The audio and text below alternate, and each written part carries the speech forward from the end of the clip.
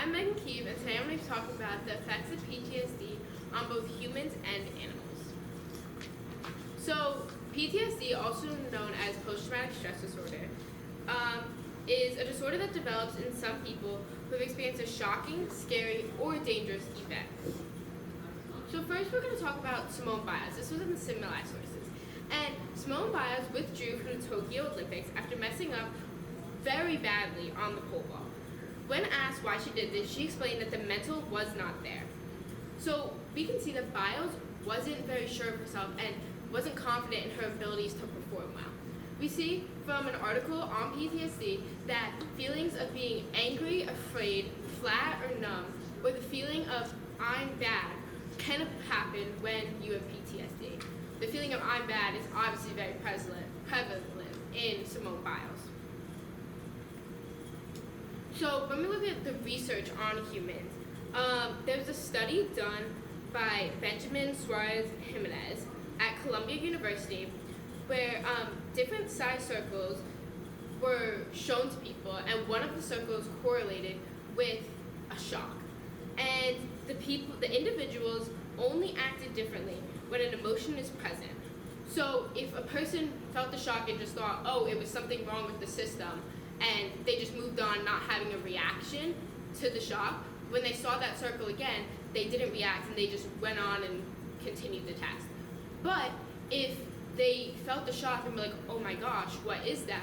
Then when they saw that kind of circle again that had the corresponding shock, they were on their toes and they feared that the shock would happen. Now when we look at animals, we can look at dogs specifically. And here we see a picture of a dog hiding, kind of scared.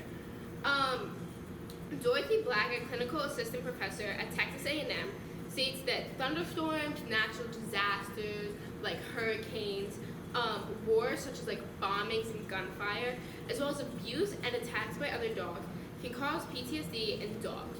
So dogs create coping mechanisms to this. So we can think about during fireworks when a dog is like at the window and they're like howling and barking and like trying to make themselves feel more comfortable.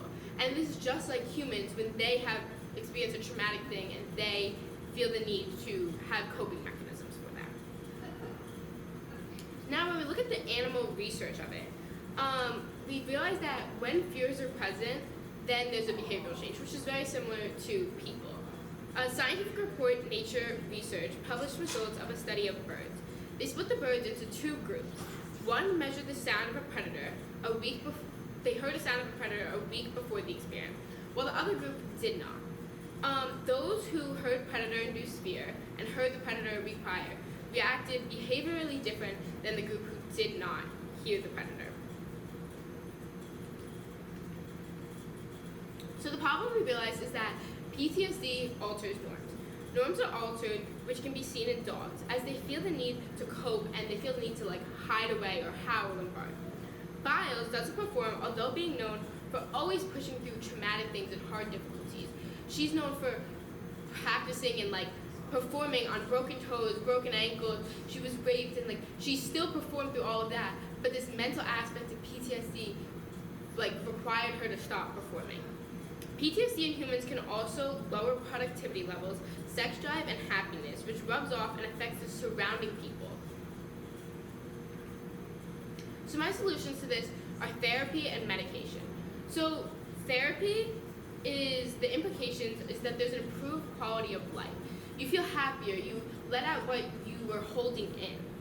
There's a reduced anxiety, better coping mechanisms, and increased overall well-being. And then there's also enhanced functioning. Because you're talking to someone about the emotions and the PTSD that you were feeling, people can better interact with the people around them, and they work better in school and they work better at work, creating better relationships.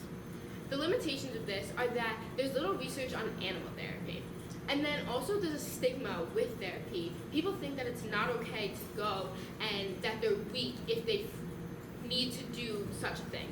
And then lastly, there's access and affordability. So if a person doesn't have the means to be able to afford therapy, then obviously this like solution wouldn't be very useful because you couldn't go to it and it wouldn't help the person. Now, when we talk about medication, there are implications and limitations as well. And the implications are stabilization and enhanced therapy response. So stabilization is, you could think about antidepressants. They help like lower depression levels and they make the person or the animal feel better. It like reorganizes the science and the chemicals in the body to lower levels of stress. Well, this can cause people to, like our limitations, become addicted, and that goes into our dependency and tolerance. The more that you take a drug, the more tolerant you become, and then they become dependent on it. So this causes people, or even animals, to not be able to go throughout their day or not be able to act normally without a medication. Then there's also side effects such as overdose, and then we have the cost and accessibility once again. If healthcare does not cover the medication that someone or an animal needs, then it's obviously going to be harder, and if the person definitely doesn't have the money to be able to buy the medication, then it's also not going to be an effective solution. These are the sources that I use, and thank you for listening. So we have two questions for you. First off, what sources did you find outside the stimuli material that was the most influential evidence in your research? Why was this the case? I would say the source by Dorothy Black, where she talked about like the dogs and like how they react to thunderstorms and stuff. Because obviously, like if you have a dog at home, you know that when there's fireworks, the dog like reacts and is like barking like crazy. And I was like, well, why is this? And then her research really showed that like animals can have PTSD as well, which just like helps lead into my project. Okay. Explain the level of certainty you have about your conclusion, solution, or recommendation.